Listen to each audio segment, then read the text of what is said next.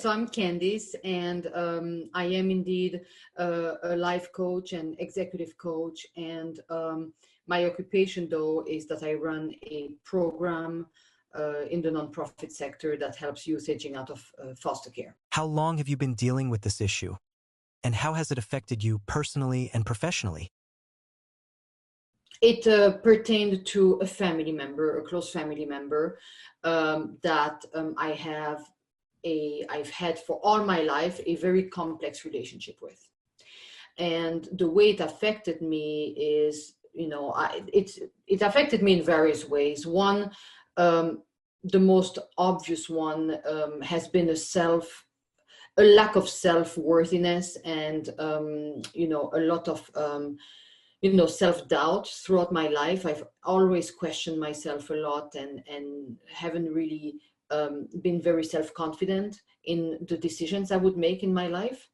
And what I came to realize over time, and especially as being a coach and eating my own medicine, is I realized that I had a lot of limiting beliefs that were associated with that issue and with the fact that I wasn't able to have a positive and healthy relationship with that person in particular. What's different for you now after the breakthrough sessions?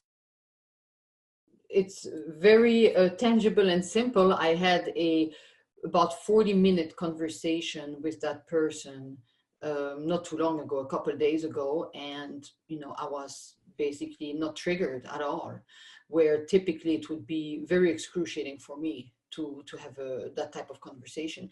It wasn't a deep conversation. It was just saying hi. But to me, back before we did our breakthrough session, that alone was very difficult for me. How would you sum up your experience? Why recommend breakthrough coaching to others?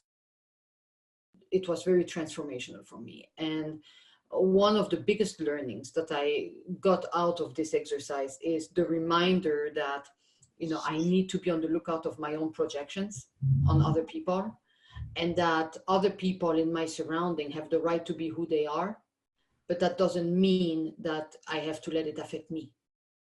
And the biggest hurdle that I found is that I couldn't let go of the idea that I wanted to change that person, and letting that person be free to be whoever, they wanted to be.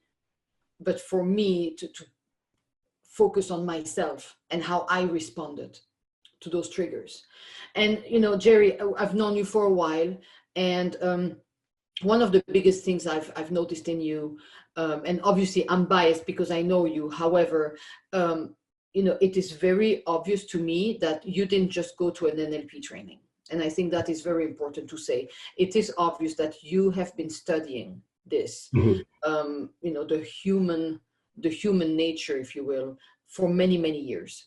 And so you have this ability to bring all of your knowledge and all of your wisdom into this coaching. I could tell that there was way more behind than just NLP. And I think that is very valuable. And that is why I would recommend, honestly, anybody to do coaching with you.